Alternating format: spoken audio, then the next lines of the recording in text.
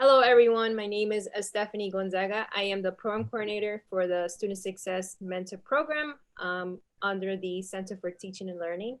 My colleagues will introduce themselves. Oscar, Ali, and Olivia. Hello, my name is Oscar Cortez, and I work for the CTL, and my title is Tech 2.0 Project Coordinator. Hello, my name is Syed Ali Kasmi. I'm a graduate from LaGuardia and City College, and I currently work as a Student Success Mentor for Center for Teaching and Learning at LaGuardia. Good day, everyone. My name is Olivia Luke. I attend LaGuardia Community College, and I am new. Great, thank you. Thank you for joining our session today. It's great to see everyone. Part of our meeting today is to discuss different technologies that could be used to engage students in the classroom. There are several different technologies available. A lot of them are free for basic services. And if you want additional features or different ways of using the tool, that you might have to pay a fee. But for our session, we're just going to be very basic. We're just going to use basic services that could be very powerful tools in order to have a session or a discussion within a classroom and make it more of a fun, collaborative environment. And here we have a couple of folks from the CTL, and also we have student Olivia, who will be joining our session. And they will pretend to be students in the classroom and will demonstrate how some of these tools could be used in a classroom. So for our today's pretend topic, we would like to learn about distance learning. Distance learning has impacted the whole world. We are still trying to figure out what are the best ways in which we could engage students. It's already hard to do it in person sometimes, but as you could imagine, it could be also even harder in an online environment.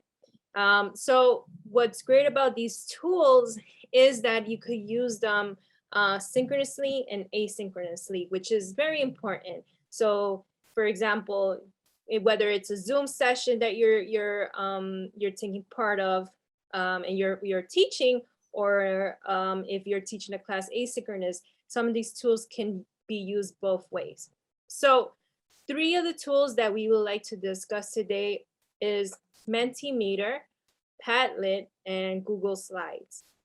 Some of you might know some of these tools, or maybe you might not, but we'll walk through these different tools and play out how these tools can be used in a classroom. So the first thing I would like to do is I am going to share a Mentimeter link on the chat. So I'll ask everyone in the session to please click on the link. And I am going to share my screen in a bit.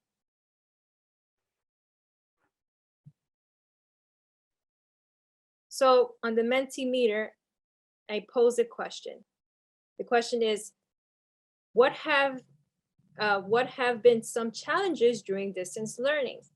So let's take a minute or two and think about that. What are some challenges that you have encountered during distance learning? My screen looks a little different than yours. Is that okay? I do have these responses. It's just the question and like a blank space to write something in it. Oh yeah. For now, you'll be able to just type in your question. I mean, sorry, your response. My response. Okay. Yeah, good question. So we see some responses coming in. These are all great. They're all highlighted in a different border to see that they're different. What's great about Mentimeter is that you have different options of helping in getting these answers onto Mentimeter. So for example, there's ways to get multiple answers from folks, from students. There's also ways in which we could also do it at a audience pace, meaning that as soon as they answer a question, they go right next to the next question. Or there's one that once everyone has answered the question, then it will go automatically go to the next question. So that's something to think about, whether it's an asynchronous or asynchronous learning environment. So as we see here, these are some of the challenges that you have faced during distance learning. So availability of technology, keeping track of what tools are needed for each class, such as Zoom, Collaborate. And these are actually, some of the challenges that some of our students at LaGuardia have faced as well. So this is nothing new. This is something that we do know that what's going on at the moment. This is very important information to just learn about the student and how we can support them further. All right, so this Mentimeter allows you to also export the results from this question. So if you want to share these responses with maybe your colleagues or maybe with the classroom itself, you are able to export it into a PDF. All right, so so that's pretty much a Mentimeter technology. Again, this is a really great tool to use during an icebreaker in the beginning of the classroom. Maybe you want to check in with students to see how they're doing. Maybe you want to talk about current events, or you want to maybe ask a question before a session about a certain topic. This is a great way to do it. What's also powerful about this tool that it's anonymous.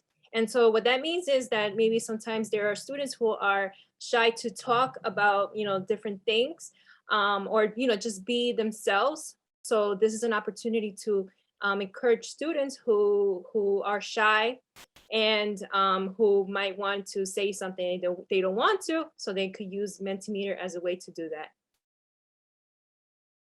Okay, so what we're going to do now is let's imagine that we had a discussion about distance learning. Maybe we learned about some stats, some information. Now, what we want to do is we want to encourage students and participants to collaborate or discuss different ideas about distance learning, brainstorm. Usually in an in-person classroom, the way you would do this is you will sit around in different, bring tables together and, have different little groups. Obviously, that's not the case at the moment. So, we need to find different ways of doing that, especially because I think one of the most powerful things about a classroom is when students learn from one another, or they generate ideas from one another. So engagement in the classroom is so important. And because of that, we do have different tools to do that. And one of them is Padlet. Padlet is a great tool for collaboration. It has different features to do a timeline, to do a stream, and many other different ways of presenting work. You could do even mind maps, which is great. And so again, we're using the basic version of Padlet, and you basically don't have to pay for it. So what I'm gonna do now is I am going to share a link of Padlet onto the chat. Again, you could use this asynchronously, synchronously.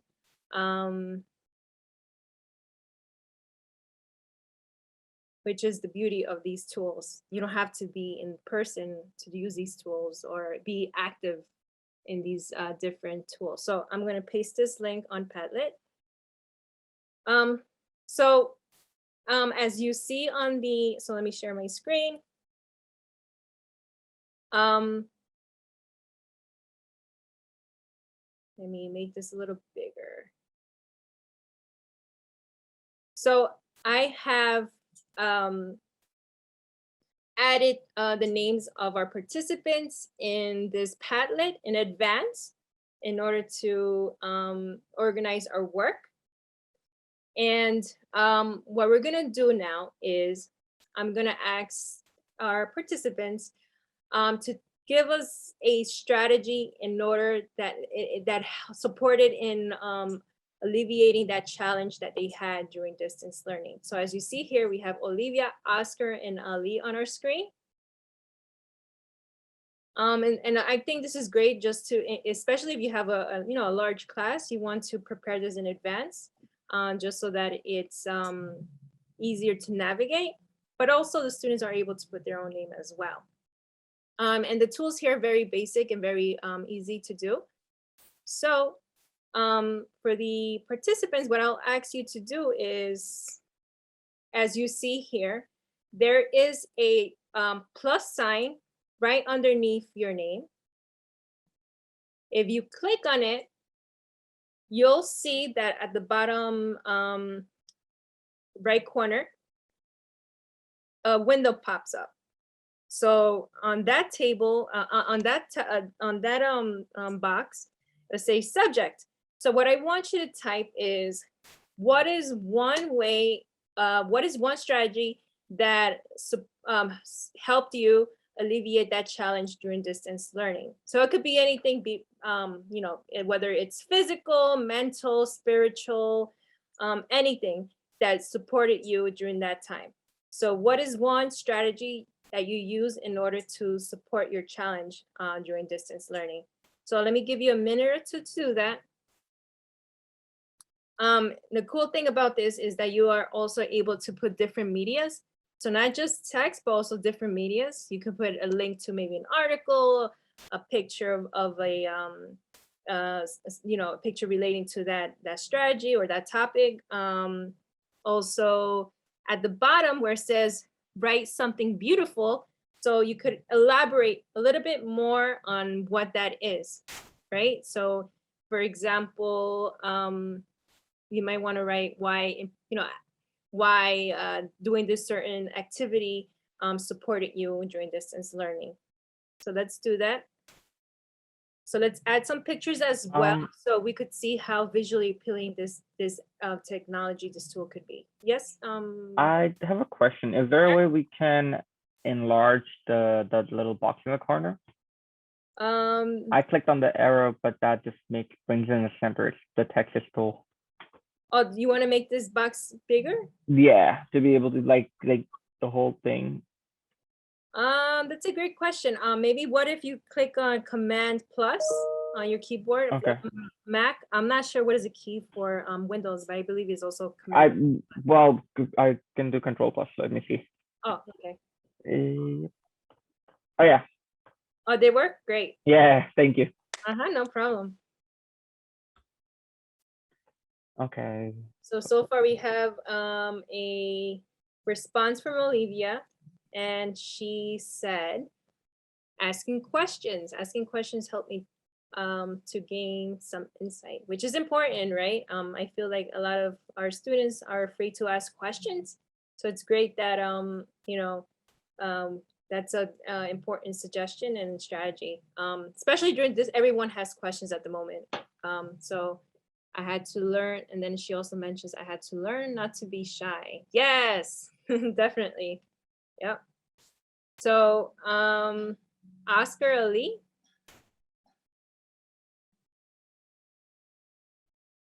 I am still working on it. Give me 1 second. No problem. Premiere. I look forward. I'm trying to put it in proper words.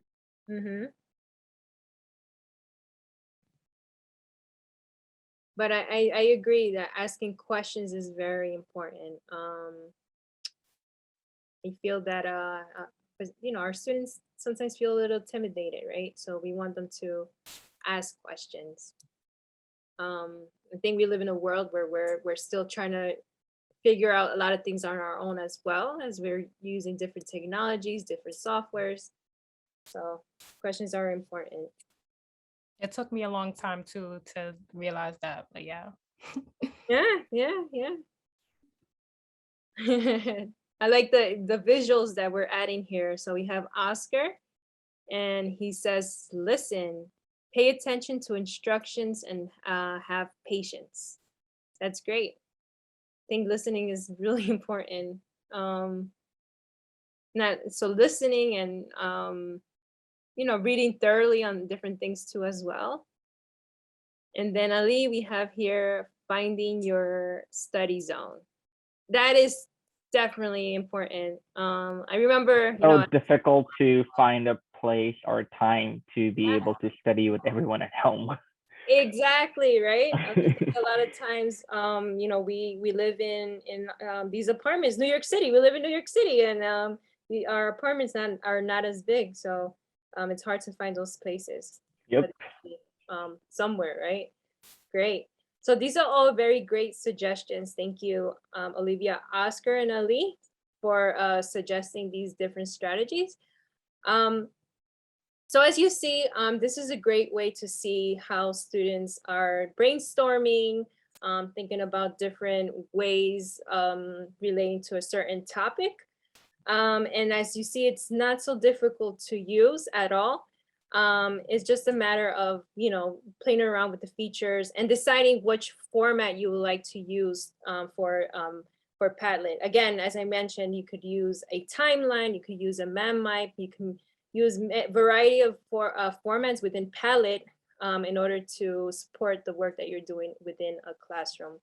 I even believe you're able to, let me see what we have here. Transfer, there's different options that we have under Padlet. Okay, so after this Think Parent Share session that we have, and folks have generated different ideas regarding distance learning. Again, and this is just an example of how these tools could be used. They could be used together, or they could be used individually. But the idea is to engage students, in the different activities you want to facilitate in your classroom. So after we had a icebreaker, after we had a Think Parent Share, and we discussed the distance learning topic, one way in which we want our students to see their learning, and one way to do that is through a presentation. And Google Slides is a great tool to do that. It's free, and it's a great way for students to collaborate with one another. So usually when I facilitated training, we use Google Slides for our mentors to think about different ways about different strategies and whatnot. And we usually put them into a breakout room. So within a breakout room, depending how many folks are in a session, we might have 3 or 5 people in a breakout room, and they work together on a PowerPoint presentation that could later be used as a resources for all the SSMs, all the mentors. And so in this sense, we have a couple of folks in this session. So there's not enough to do breakout rooms at the moment, but we could pretend. And so usually I'll share this link, the Google Slide link, on the, I'll either post it on the agenda for that day or on the chat. So I'll share the Google Slide chat. The Google Slides link onto the chat. Okay. And now the participants are going to write what are some strategies for working effectively during distance learning. And based on the conversations they had earlier regarding some strategies, and then also opening up the discussion about distance learning, now they have a good idea, and now they have a way of presenting their work. And so I'm going to share my screen.